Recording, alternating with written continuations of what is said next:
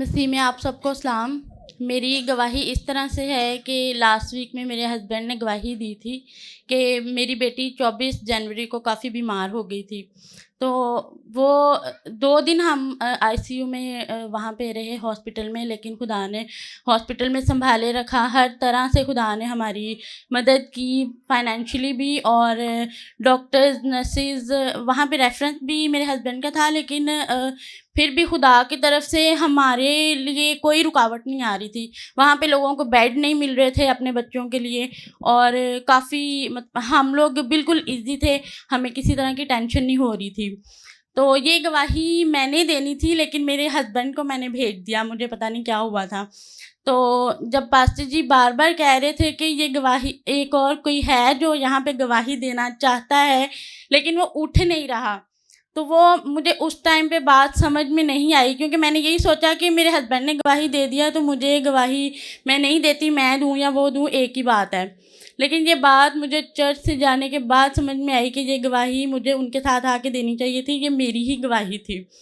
तो ये इस बात को मैंने रियलाइज़ किया, और मुझे उसके बाद ये भी रियलाइज़ हुआ कि एक गवाही मेरी ज़िंदगी में नहीं थी, मेरी बेटी की शफ़ा की नहीं थी।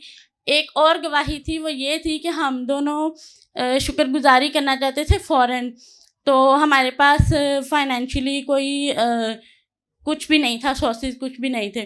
तो वो खुदा ने अगले ही दिन, जिस दिन हम हॉस्पिटल से घर गए हैं, अगले ही दिन हमें खुद ब खुद मुहैया कर दिया, और उससे अगले दिन हम पास्टर नदीम के साथ मिल के घर में 25 से 30 लोगों के दरमियान में शुक्रगुज़ारी कर रहे थे।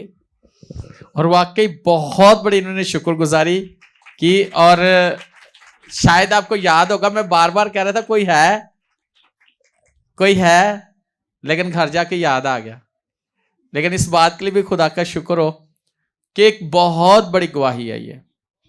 जब आप गवाही देते हो तो पीछे और गवाहियां आपकी शुरू हो जाती हैं।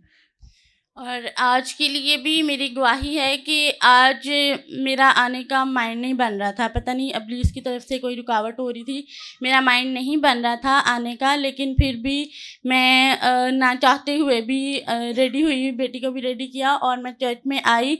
यहाँ आने के बाद मुझे ये फ़ील हुआ कि आज वाकई ही यहाँ पे ब्लेसिंग थी मेरे लिए।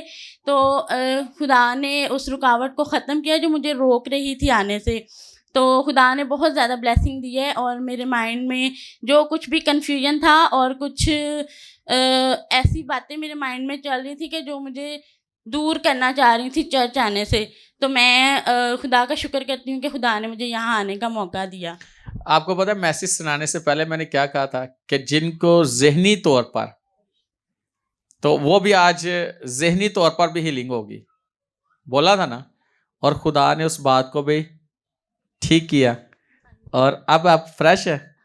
और मेरे दिल में खुदा एक बात डाल रहा है कि आपको खुदा ने हर तरह से ब्लेस कर दिया है, अंबार लग गए हैं, और अगली दफा आपने बहुत सारी गवाहियां देनी है। आमीन। और पास्टर जी, परसों रात को जब 1 घंटे वाली प्रेयर मैं कर रही थी, 11 से 12 बजे के दरमियान में मैंने की थी, तो मैंने अपने हस्बैंड को भी उसी टाइम दुआ के बाद बताया था कि मुझे दुआ में बार बार ये मतलब माइंड में आया कि जो पास्टर नदीम ने कह दिया वो पूरा हो गया है। हालांकि ये बात काफ़ी दिन पहले हुई थी कि आपने कहा था सब कुछ हो गया है, तो वो परसों मेरे माइंड में बात आ रही थी बार बार के दुआ के दौरान में कि पास्टर नदीम ने जो कहा है वो सब पूरा हो गया है। तो अभी भी मेरे दिल में खुदा डाल रहा था कि बहुत कुछ खुदा ने कर दिया, और आपके लिए बड़ी गवाहियां हैं। आमीन। बड़ी।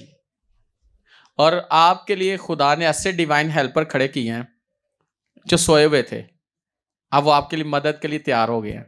आमीन। लेकिन अपने डिवाइन हेल्पर को समझना है, उसे खोना नहीं है।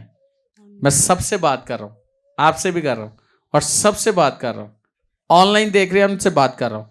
आपका डिवाइन हेल्पर आपका वेट कर रहा है। खुदा ने आज इस प्रेयर के वसीला से उसे जगा दिया है और आपके लिए तैयार कर दिया है। आमीन। जोरदार तालियां जाए खुदा के जलाल के लिए।